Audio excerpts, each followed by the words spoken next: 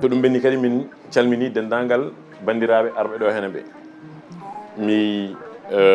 wadde foof e nder sawdu wotu tan wiye wonde fuutankoɓe ɓe foof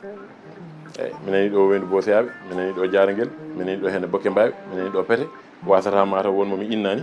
kono Hayre Law mi nani ɗum ɗo hene wasitake Pete Jeeri Waalo foof donc vraiment onon foof tan min calmini on min juurima on min beltanima on saabu ko jolfuɓe mbiyata wonde so yemon fi sah neeha so haalino ɗo henne ni wela saabu ɗum tan minen yoni min ko Abou haali ko gonga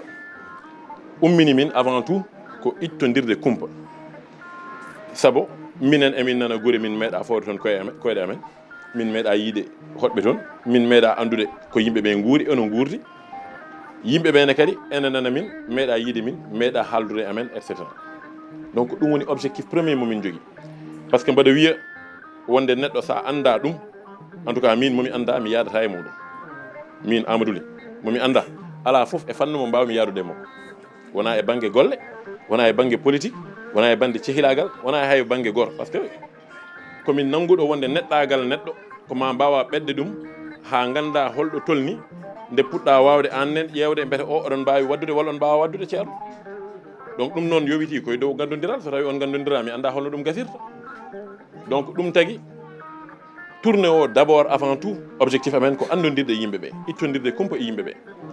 saaha mum ma aroy campagne ma aroy so tawi Allah waɗi min jettima hen en mbi wonde effectivement ken candidat ji walla ken yiɗɓe wonde candidat comme no mbimi ni oɗo saaha e nder leydi ndi hay goto wona candidat woni ɗo ko yiɗɓe wonde candidat ji kala cuutoɗo jungo mum wi komi candidat haali mataw ko yidde muɗum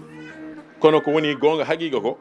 ko wonde ko juutuɗo jungo makko o wonde mbaɗa yiiɗi jeeyede e candidat ji ɗi o yaha noon o ƴeewa timminde sarɗiji biyaɗi wonde ko ɗum namda pour wawde timminde candidature ma o waɗa déposé yahata kadi ɗo foti yaade ɗo henne conseil constitutionnel kañum wiyata wonde aha candidature ma ene moƴƴi walla moƴƴani ko gan sanga gande tan holwon ɓe candidat ji ɗum kam il faut que aussi yimɓe leen ɗum par ce que mi yiiɗa nde wonno komi aadiyanke mi yiiɗa wadde aadodirde yimɓeɓe ko ganduɗa henne janggo e jaam wayata kono jaam fani c'est à dire garaɗo henne nanna e nder haqqillaji yimɓe ka candidat ha yimɓe nanga wonde ka candidat jaaha yeeso woda ko tagui mbasa wonde candidat wayno comme no ka jaam fiiɗo yimɓeɓe ni walla wayno ka ƴettuɗo yimɓeɓe aɗa huutoriɓe ni saabu ka ƴettuɗo yimɓeɓe nanɗa e haqqillaji mabɓe wonde ka candidat haaɓe ndewe ma jaaɗa mbaɗoyɗa négocier komi anda wiide avec neɗɗo goɗɗo ɗum noon yo leer déjà holon base sur quelle base nous sommes en train de parler par ce que ɗum woni base o d' abord min mbiyanmi ko neɗɗo so ala konngol on neɗɗo a wawa jokkodirde muɗum min konngol eɗen jogui e ɗemgal meɗen en mbiya wonde konngol ko ndiyam so rufi ɓoftotako wona mere addingol konngol eyyi konngol c'est fondamental par ce que ko ɗon tan mbawɗa aussi a wawa nade nder haqqille ɗo ganda ko haalata ko noon ceerno beele ko gonga makko walla wona gonga makko ko gawɗa tan ande an mbawɗa yowitade koye dow ko haalata ko après kadi ƴeewa yowitade e holno waɗirte par rapport e aadiji ɗi gonɗi hakkude moɗon mais pour la première fois aɗa yiya neɗɗo mbawɗa tan ko yowitade ko après noon bon hande zamanu tolnima ɗo ganduɗa hen so Amadou Ly darima ɗo hen wi on mi waɗini mi wattini ƴiwijeji fata aɗa wawi nadde internet he ƴeewa mbete so ƴeewi kayitaji wonko winda hen ene woodi wodani sa tappi e internet ma andu mbete ene woodi walla wodani kono kam ko pour yajnude sifa o tan konngol woni foof ɗum tagui min mbaɗa hokki hurum mbaɗa wormi konngol ngol no feewi sen naati e politique o effectivement komin darnoɓe parti politique ene wiye Yeesal en marche wonko mi puɗɗi gollade hen kaw Abdoulaye haali ɗum woodi yimɓe fuɗɗiɓe sodde hen carte mumen et cetera kono komin jooɗimi min daari min ƴewtidi min mbi aha somin mbi emin ndewa ɗo parti ji keddiɗi ɗi ndewi ɗo pardon min jogorani yettade saabu kamɓe giɗi min ummade trop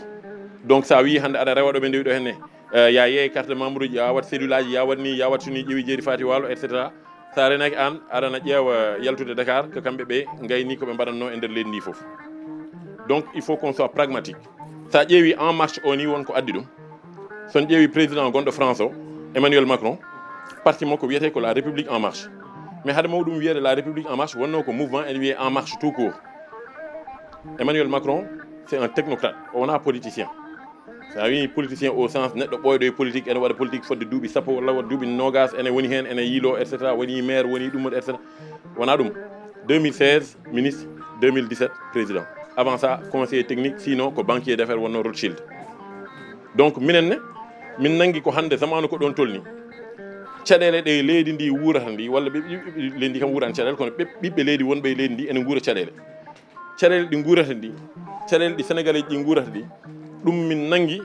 ko wawi ɗum iccude ɗo walla wawi etade iccude ɗum ɗo henne wooda ko ɓusi hen seeɗa ko yimɓe ɓe ganduɗa hen ko jiyanɗe goɗɗe jogui ko jiyanɗe hollan jiyanɗe yimɓe suusɓe golle waaɓe no moɗon ni waaɓe no amen ni ko woni ɗo e politicien ji ɗi ko foof ko ɓuuri hen hewde ko yimɓe ɓe ganduɗa ngala golle mum foof ko politique ngala gona entrepreneur uji joni noon leydi ndi ganduɗa henne fodde 76% je vous dis nanguede sa temedere nde ƴettuɗa foof capanɗe jeeɗiɗi e jeegom ko sukaɓe ɓe ganduɗa hen duuɓi mumen capantati e joyyi timmani taw ko ɗon Sénégal tolni 76% de la population sénégalaise a moins de 35 ans donc c'est une population jeune son ƴeewi ɗum eko taari on ko tan ma yi neɗɗo jangga ha ƴakka kayitaji muɗum ala ɗo dawi ma yi neɗɗo yaaha janggoya meccal ronka dañde hayno fuɗɗori ma yi neɗɗo mo ganduɗa hen kañum hay dañde formation no jangguiri meccal ala jooɗo ene aani ene woni sagata gorko walla debbo mbomri timmude wona e nder galle anda e hoore muɗum anna jignaɓe muɗum et souvent wona e wellamma mumen ɗum woni ko addata loobre wonde e maɓɓe nde ha taga wonde so wuro ngo ɗumini seeɗa tan dili seeɗa tan yaaɓe jalta wona yaadude ɓe kaari walla kaari comme no yimɓe cikata ni wona ɗum c'est pas ça ce qui est véritablement dans les gens c'est parce que yimɓe ko tampuɓe koɓe segɓe et c'est normal parce que nangata ko wonde an wonko woni ɗo henne e nder leydi ndi won resnaɓe ɗum pour ɓe mbawa gaynude ɗum mais an affaire o way kono gartam ɗam woodi tan ɗo yaari koko yaari banggue koma takkoɗaɓe tigui rigui mbawa nemade hen walla naftorade hen so ɗum ala an kay a soynoto tan ɗum ɗon noon pour gasa e leydi ndi e yiyande amen encore une fois mbimi en ƴeewi ɗo henne président mo ganduɗa henne ko homme de lettres woni président Léopold Sédar Senghor il a participé o jeeyama e yimɓe ɓe ganduɗa hen institution ji ɗi woni ko tagui leydi ene wiye leydi walla état ene wiye état ko o reeni ɗum nde tubakoɓe cottimo nde puɗɗi ɗum o reeni ɗum o ƴeewi kadi ɓeydude ɗum doole o ummi ɗon tottuɗen ɗum un administrateur civil woni le président son excellence Abdou Diouf jaaɗo ɗo e Louga en particulier aussi saabu galle maɓɓe enen foof eɗen gandi galle yummo ko ɗo woni n'est-ce pas administrateur civil super plan ene waɗa plan ji tan étude aji kala ko jiɗɗen ɓe mbaɗa plan kono ala golle ɗe sa ƴeewi hewani ko gasi hen gumiɗen ɗon tottuɗen ɗum un président avocat Abdoulaye Wade machallah kañumne ari diftini frontiére uji sabo ko Abdoulaye Wade ari ɗo henne suusi hollirde wonde ce qu'on appelle la puissance publique woni laamu wonko suusi wadde ko neɗɗo kala e meɗen suusa wadde ko laamu suusi wiide wonde mbaɗa yiiɗi feccude ɗo henne ngol ɗo laawol mbaɗa jogori wadde ɗo henne tali par ce que emin cohli wadde ɗo henne tali mi ara mi dirtina yimɓe mi itta ɗumen ɗo henne mi nawa ɗumen banggue goɗɗo mi ara mi feƴƴa ɗon laawol mi waɗa ɗon tali ɗum ko Abdoulaye Wade waɗi ɗum autoroute o ɗo woni ɗo henne de cambele en ɓeɗo henne ɓe kalanmi joni mais ko hedde jaksawɓe ko nowonata galleji mabɓe hol ko itti ɗum ɗon ko autoroute waɗede to kamɓe woɗɓe même chose pour le TR même chose pour d'autres grands travaux etc mais ko président Abdoulaye Wade nanni ɗo henne aussi politisation de l'état woni ƴettude ministre uji ene mbaɗa politique à outrance ƴettude DG ji ene mbaɗa politique à outrance ɗum addani en caɗele kewɗe hande e nder leydi ndi par ce que détournement ji kewɗi jiyeteɗe e nder leydi ndi hande ko ɗum addi ɗum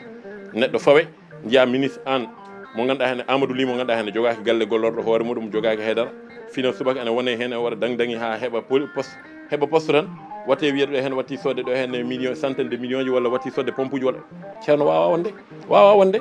enen foof kala gollowo ɗo hen mbiɗen ko becce gonɗo hen goto fof e moɗon foof ene andi holno mbuɗo heɓorto ganduɗo no mbuɗo heɓorto ene andi wadde holno milliard temedere million holno heɓorto walla milliard kadi holno heɓorto hay sa meeɗa tamde ɗum e juuɗe ma kam aɗa foti wawde nanggude e haqqille ma holno ɗum foti wawde yarude ha keɓa ɗum aɗa andi ko tampere mawde he tagat ma heɓde ɗum e ardigue mo Allah udditantoma donc ça c'est extrêmement important mais comme no mbimi ni min mi wonani critique saɗa yiiɗi fewnude noon il faut d'abord mbiya holɗo gonɗen situation woni diagnostic ganda holɗo woni point de départ ma min komi nangude wonde hande caɗele mi haali ɗum nane ɗo gonɗe ɗum so mbaɗa wawno pour yimɓe paama mbaɗa wawno wiide wonde programme sa wiyama holko woni programme mbiyanmi programme min ko konngol gotol ko hollum ko wadde feere no sukaɓeɓe dañiri ɗo tampi rewɓe ƴeewe no ballira e golle ɗe goni dow muɗum ɓe saabu ko ɗe goni koyɗe ɗiɗi ɗe ganduɗa henne so tawi tiiɗi darnama leydi yahat sukaɓe ɓe e rewɓe ɓe kala balluɗo ɓe no hanniri ni leydi yahat donc la question de fond c'est comment on fait pour créer des emplois mais ɗum tekkam arde noon e wiide wonde etoɗen ƴeewde profil goɗɗo etoɗen ƴeewde entrepreneur uji yimɓe ɓe ganduɗa henne ko yimɓe gollaniɓe koye mumen enen gandi holko woni entreprise enen gandi hande so tawi enen jiiɗi ustude caɗele entrepreneur enen gandi holto ɓe memata eɓe gandi holno ɓe mbaɗirta saabu eɓe gandi holko woni contrainte de trésorerie holko woni contrainte de trésorerie an hande aɗa wawi yaade comoyɗa marchandise maɗa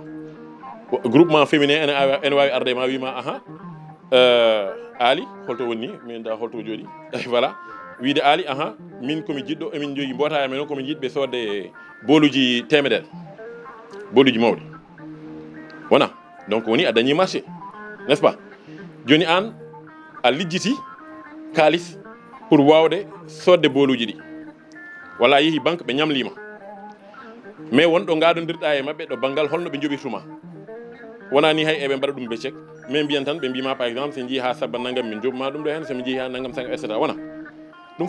foti wonde an ka aɗa jogui kalis ɗo banggal o saabu aɗa jogui hen bénéfice donc théoriquement aɗa jogui kalis mais a heɓan taw on ɗon kalis pendant que a heɓani kalis o holno mbaɗata justement pour continuer wurnude entreprise o ɗum mo wurani entreprise walla mo wurani commerce wawa andude ɗum gonɗo tan e affaire de prélèvement fiscaux impôt ƴiwi jeeri fati walla machin on anda holno yimɓe ballirta gollontoɓe koye mumen koma gona hen ganda holto woni caɗele ɗe holɗo musata ne mbawa safrude ko musata ko ɗum tagui minen e mon foof ke en gotum kon commerçant ji kon entrepreneur uji minen ne Allah waɗi komin commerçant ji saabu galleji gollorɗo min goni ɗi koye yeede komin mbaɗata ko jamma e ñalawma ko hen min goni ɗum woni komin etoto wadde donc gande wonde ko enen ndendi yiyande ɗo banggal golle et nangumi wonde ko comme no mbimi on ni on a besoin d'un président entrepreneur enen cohli neɗɗo mo ganduɗa henne ene andi holko woni galleji gollorɗe ardina galleji gollorɗe ɗum addani en hay vision meɗen parti o mbiɗen notre ambition ou notre vision c'est de bâtir un état stratège et entrepreneur qui s'appuie sur son secteur privé national firti hollum wonde min jiiɗi ko tafde walla maade leydi ndi ganduɗa henne yowi ardinta ko peeje haqqilantagal pour darnude galleji gollorɗe taw ene yowito e dow ɓiɓɓe leydi ndi saabu aussi yiyama ɗo henne enen mbiya croissance woni wiide donc ɓamtare mais ɓamtare nde ganduɗa sa ƴeewi ɗum ha nder to henne dekete ko haalte ko foof ko arani en c'est à dire tubakoɓe en e komi anda wiide kañum goni ɗo henne marché ji ɓurɗi moƴƴude ɗe foof ko kamɓe ƴettata ɗum ko ɗum woni gonga o ça c'est la réalité du Sénégal et donc ɗum ɗon il faut yimɓe mbaɗa feere no mbahliri ɗum min mbi yimɓe ne kaala tout le temps pétrole gaz minen min nangi encore une fois que hade pétrole et gaz arde ko ardi hen ko liggoɗen notre or vert l'or vert c'est quoi c'est l'agriculture woni ndema ka ko gaynaka ka ko awo ngo hande Fouta ɓawde ko ɗo henne ko Foutankoɓe joddiɗen ɗo henne min wiyata tout le temps wonde en principe le Fouta devrait être Fouta fotno wonde fawru Sénégal Fouta kañum foti wonde fawru Sénégal le Fouta devrait être le grenier du Sénégal parce que partant tan gila tuggandema ɗo henne Dagana Mataw ha Bakel wona ko maayo ngo woni ɗon waalo ngo ko 320 000 hectares de terre arable 320 000 hectares de terre arable 1 hectare ko 10 000 mètres carrés pour mo anda wonande mo anda holko woni 1 hectare 10 000 mètres carrés 100 mètres par 100 mètres sa fecci ɗum lowe 4 walla lowe 5 mbiya goto foof han suka foof en jeeyi hen 2000 mètres carrés mo foti remde e rende ça veut dire 5 emplois par hectare sa ƴettino 100 000 hectares tan aɗa waɗa ɗum ko 500 000 emplois ɗi mbaɗɗa créé déjà taw ɓen koye ndema goni taw a waɗani taw transformation par ce que hande en jari ɗo hen jus uji joni wona mais jus wona jus ko hollum koko hunde nde ganduɗa ko fruit ji donc demaɗi gayna waɗa transformé mais pourquoi est-ce que nous on n'est pas capable de accompagner nos industriels pour que ɓe kokken ɓe doole ɗum woni ko mbiyami vision o yowito e ɓiɓɓe leydi Sénégal mi wiyani yen gaddoy jambureɓe gadden ɗumen jehen gaddo en tonton Babacar Ngom jehen gaddo en Séniko Ablaye Dia jehen gaddo en la famille Ahmed Amar yalla yurmuɗum yaafo ɗum etc jehen gaddo en yimɓe parɓe pour nadde hen ɓe ballanɓe heɓa keɓirte leydi ndi ñande hen sukaɓe Matam naɓe mbaɗi kam invité ɓe jogui mouvement goto en wiye mouvement Matam debout woodi naɗɗo e nder ɗum o wi wonde oui minen min jiiɗino wadde kono enfin min gaddananoma neɗɗo mo ganduɗa henne wi ene waɗa mais min cali an aɗa jogui leydi ceerno a wawa wadde kanko omo ari omo jogui moyen ji omo wawi wadde mais son kaldi oɗon mbawi famodirde saabu leydi ndi joguiɗa ndi ko ngaalu ça a une valeur on jewtidat ande leydi ndi holko woni valeur muɗum entreprise o tafe jogoɗa hen gueɗal o adda kalis makko hay so tawi yiɗama wasa wiyede koko yeeya yo won un bail emphytéotique woni comme local loisi 10 ans 20 ans 30 ans mi anda onon gandi il y a plein de schémas possibles mais il faut que gardinen haqqilanta ɗum ko woni c'est pour pas mon wona phrase uji ni hen tan ko haqqille woni ko addata ɗum tagi entreprise amen o koye mumen hakkillimo nanata noon ko hakkille addi ɗum par ce que min komin nannguɗo wonde ala ko gasata e aduna taw feere ardaki hen ko moƴƴi ko gasata ko ma feere ardo hen ko ma jooɗoɗa miijoɗa ƴeewa ɗum woni ko mbiyanomi nani ko mi wonani to haalde neɗɗo walla ɗum min wona politique amen min kalata yimɓe ça ne nous intéresse pas par contre emin mbawi haalde situation lendi ɗum kay il faut kala ɗum a wawi wiide aɗa fewna lendi tawa a haalani holɗo e yiyandema an holko moƴƴi hen e holko boni hen sinon holko pewrata hol sa ari aɗa fewna ventilateur o taw ko lampa ka paani ma waɗ avancé galle o non d' abord tu constates que ko lampa ka woni probléme o et après mbiya holno gaddita solution e lampa éclairage o ko ɗum woni komin mbaɗata ko min gonani e wiide wonde e PDS walla ça ne nous intéresse pas parce que ça ne nous intéresse pas bawɗo foof yo addu projet muɗum haalana yimɓe yiyande mumen minen hannde ko ɗum woni ɗo min noddata ko débat politique débat d'idée nanama ɗo hen leader uji ɗi ganduɗa hen hay goto anda ko woni idée ji mumen ko yimɓe ne ndewi hen tan mataw Allah ne waɗani ɗumen ɓayre tan yimɓe ne ndewi hen elle komi anda wiide non ko gon elle baali ene ndewi hen taw ganda ni mbawa wiidema ko ɗum woni projet o le projet mais ils ne peuvent pas te dire c'est quoi le projet ils sont incapables de te dire c'est quoi le projet kene kala ni tan ko ɗum woni gongo donc ça c'est extrêmement important que yimɓe gacca hen haqqille ene hasi noon que effectivement sa huccite candidat mo nanguɗa hen ko candidat tokoso mi wiyani onon que de manière générale kewa condition ji mbiya aha min haade mi yaarude ma ko ma mbaɗani machin mais taw dariɓe mawɓe dariɓe nanateɓe ñande foof ɓe a meeɗa huccide mumen meeɗa arde ma ni sagaɗa huccite mumen sagaɗa wiya ɗumen wonde ko ma kalna kam ɗum ɗo hen fuɗa fodandema mais ittata minen emin jaɓi ɗum saabu ko minen cohli donc min jahat min naata e galleji ay ɗum tagi kam wiide nde ɓe mbi kam mbaɗen ni mbatten ni mbimi ala jinmi ko oɗo tourné o abbito eko wiyete président Macky Sall waɗino ɗum ko wiya wonde o naati galle yo galle cuurel yo cuurel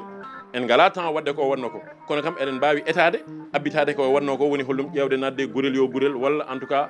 diwan yo diwan yimɓeɓe nana en ganda en dans un premier temps après derrière ko heddi ko jolfum ɓe wiyata ko wedde guis bokkuci hande noon ɗo ɗomin tolni ɗo henne comme no mbimi on ni emin jogui jiyanɗe laftuɗe ceer ñande hen mi haali ɗum Allah ne andi ñande hen Babacar Sall o jetti kam ko less o wi kam wallahi Babacar oɗon gandi Babacar gonɗo Abidjan Côte d'Ivoire saabu nde mbaɗanami invité e nder dental mawɓe e sukaɓe perde wonko kalmi toon te ko heere nde ganduɗa mbaɗa haala ɗum tout le temps ko kalmi nane e Fouta ko wiide wonde ya 320 000 hectares ƴiwi jeeri fati walo mais holko tagui fuutankoɓe ene kofi juuɗe mumen ene paɗa wonde ko état arata walla e ɗumen hen holko tagui les patrons fuutankoɓe walla ɓe Allah udditi ardigini ɗumen ɓe ko tagui ɓe ndendata so tawi ko 100 personnes so tawi ko 1000 personnes goto foof adda 10 millions walla 20 millions wona 10 milliards walla 20 milliards dendinade 20 milliards ɗo nanɗen ɗum foof ceerno en tinat wonde en nanni ɗum e diwan o holko haaɗi en wadde ɗum pourquoi on a besoin de dire eminen ndewi caggal Amadou Ly eminen ndewi caggal Ablaye Daouda walla eminen jogui caggal Cheikh Oumar walla eminen ndewi caggal Farba eminen paɗa ɓe gara non hoto paɗe Amadou Ly hoto paɗe Farba hoto paɗe hay goto nodde entrepreneur uji ɗi nodde ɓiɓe leydi ndi walla ɓiɓe diwan o kalden te ɗum so Allah jaaɓi momi ɗum momi yañu ɗum kala parɗo pour yantude hen ɗon wona minen ko politique de développement min mbaɗata nous sommes des entrepreneurs leydi ndi ene waɗi min intéressé ko hunde ganduɗa henne ko ene woji min saabu noon woni ko mbiyanmi ko wona dañal ƴewirteɗa ɗo hen hollatma wonde wona dañal ƴewirteɗa ɗo hen babam yallah yurmoɗum yaafo dendagal mayi men enen kala e julɓe wona accani ɗo dañal kono gollima golle ɗe ganduɗa ha joni kala ɗo jaami mbaɗa haalane ɗum ko ɗum woni neɗɗo aduna ko golle e balle ko ɗum woni aduna haqqilantagal ngal Allah waɗata e ma so tawi a yeehi ha a tini a andi wonde an wonko Allah waɗe ma sa wi aɗa haalna ɗum e ma ka haaside donc woni laawol ko ƴeewa wadde feere no jaltinirɗa ɗum no jaññirɗa ɗum so Allah wi wonde koye leegal haɗata falillahi alhamdu so Allah wi ko leydi ndi foof jogori naftorade ɗum katalika ko ɗum woni gongo ko ɗum woni minen komin jahata ko min jiilaki kalif min jiilaki daraja min jiilaki teddungal min jiilaki haydara sabu Allah teddini min ha pare emin jettiri ɗum Allah sabu comme no mbimi ni jorotonoɗo yumma temedere mbuuru timmude ala ɗum pour wurnude on so Allah yeehi hokkima ha a wawi aɗa waɗana yimɓe wonɓe yettu Allah an Allah gayni ko maɗa ko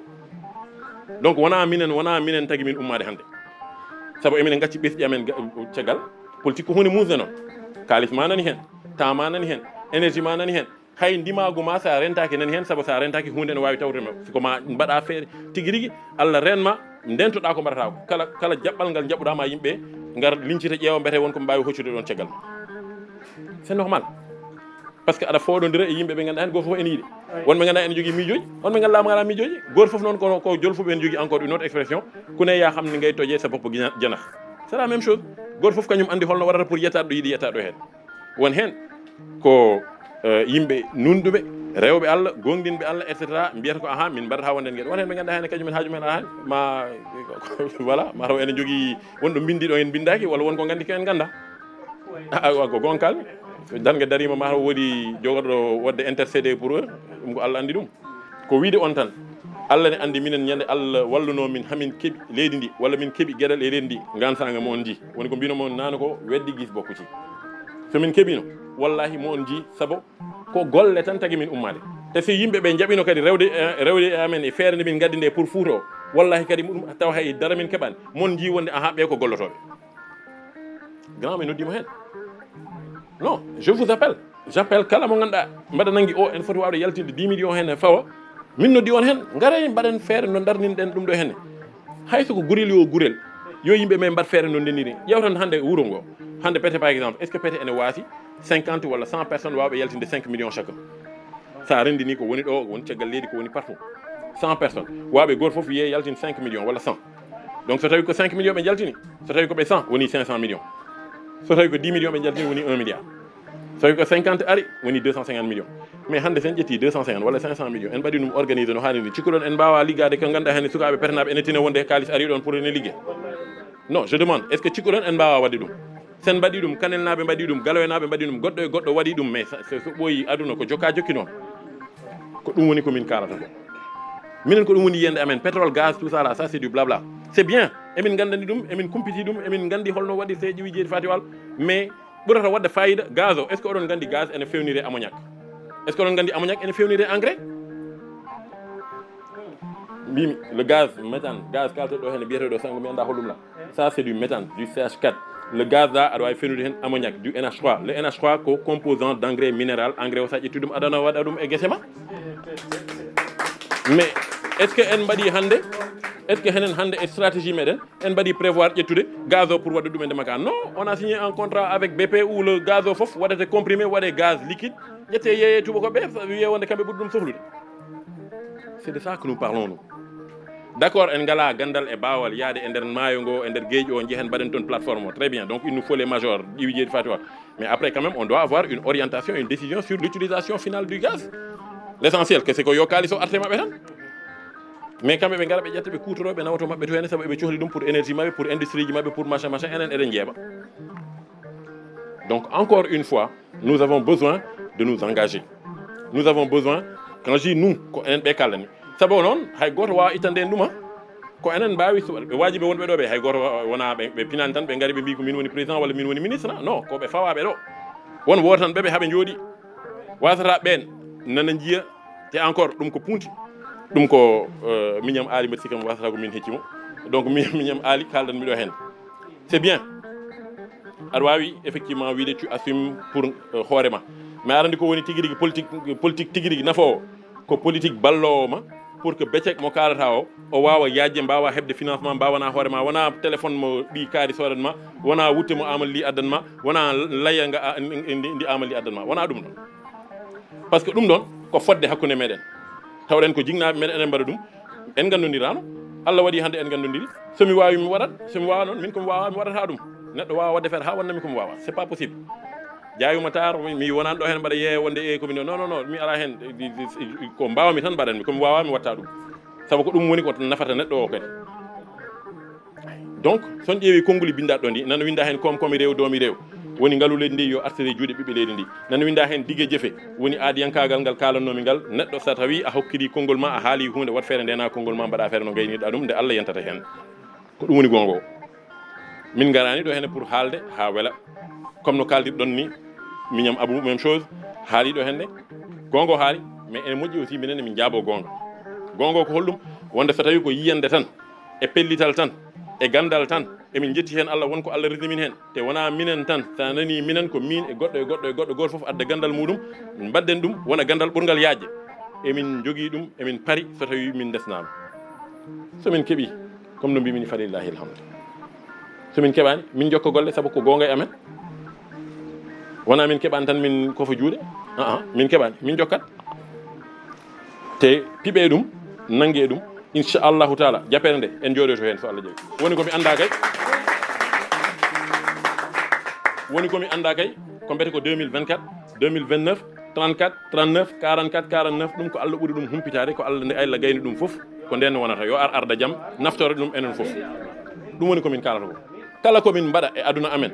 komin meɗɓe yadude engagement wasata hewɓe ganda Amadou Ly par ce que won anduɓe Amadou Ly nde wona suka ene woni suka ene ar mi jeeɓe waɗa classe am CE2 mi waɗi ɗum pete ene waɗatno vacances uji toutes mes vacances quasiment ou 80% de vacances uji sinon 90% ko Louga ɗo mbaɗimi ɗum mais waɗi hen saaha seeɗa mi yaha Fouta to hen anan ɓe gallita amen to hen mi wona toon mais won hen ɓe gandumi e yimɓe fedde amen nde wonɓe gowdirnomi tigui rigui mi fiji e dinguiral tati comme pas possible yimɓe wonɓe ɗon ɓe foof je connais les coins et recoins de Pété mais il se trouve que son mbayri yinde ɗe jejjitude ɗon c'est normal goto foof so fendi ɗum hoore muɗum en andi wonde wonɓe wondanno adana yejjiti ɗumen sababu nde wayri yiide ɗumen gasi wona wasde yiide ɗumen wona wasde tinde ɗumen wona wasde hokkude ɗumen hurmo non ko aduna yaari noon donc ɗum kadi en jaɓat ɗum gandon jaafoɗon kam so tawi hande mi yii neɗɗo janggo mi yiiti ɗum miɗon ki siftorde Demba nde noddi kam de o haalni kam Allah ne andi ala fof no siftinirani kam mais miɗon kino e artu kono joni joni nde jimomi de tan Allah ne andi aya wongo arti c'est ça la réalité donc il faut que gandon wonde ko sen min je suis quelqu'un de très simple Allah ne andi min komi neɗɗo mo ganduɗa par ce que babam aussi ko noon wano ko neɗɗal ɓolal min komi neɗɗal ɓolal komi gongiyenke noon komi bon d'une certaine manière wasata wode moɗon anduɓe wonde tanam Abdoul Amar wiyatno ko gaynde mbeɗa sikki tan wonko ƴettumi makko ɗo banggal ngal ɗon banggal par ce que komi kaɓeteɗo goto aussi ko haare e suusde haare tagui ko fotino état ara ƴetta entreprise am wiya ene fawa hen junggo muɗum mi daro mbaɗa haaɓo ɗum saabu mi waɗi ɗum ɗo hen hewani waɗɓe ɗum ɗo hen ko haare e suusde haare tagui ko fotino président Macky Sall nuldem e Antoine Diome wiyami entreprise maɗa o woni boutique maɗa mo joguiɗa aɗa waɗa aɗa somi marchandise ma aɗa waɗi hen o yeeyi ɗum oɗo boutique gonɗo en face mo ganduɗa ko état jeeyi ɗum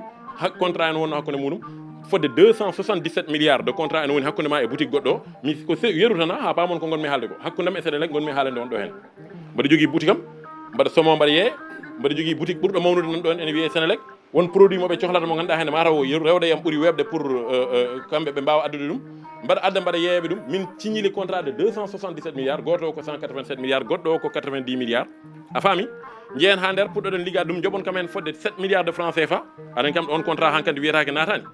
a signili contrat ha yooɓi hen fodde 7 milliards de francs CFA pinon subaka gaddon DG politicien woni ko kalannomi nane e ko bonni état o ko ala ko waɗata so wona ƴewde yiilade kalis pour wawde wadde politique base muɗum Kaolack mo woni to henne ala kalis o nde o arata nde par ce que min haalanma Mouhamadou Makhtar Cissé mi haala ɗum ɗo henne saabu ko kanko woni badnoɗo signé contrat o ko kanko woni moɓe cakkantuno feere à travers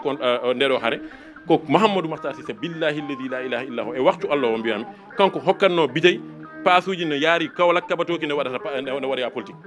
ƴewtan on ko añum woni ko holoye maɗɗo waɗi moɗon kaldu ɗum ɗo henne joni joni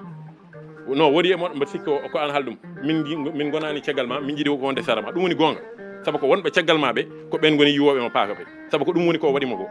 nde jooɗi nde idi arde ko sakkude feere pour ƴewde holno waddata e amen sababu nde o nangui compteur aji ɗi wonde ko contrat ji ene waɗno kalis ko ɗon ɓe ndewanno pour heɓde kalis o anda holno waɗata o wi oɗo contrat gonɗo ɗo pendant 10 ans ɗum waɗani min arrangé min jaɓata ɗum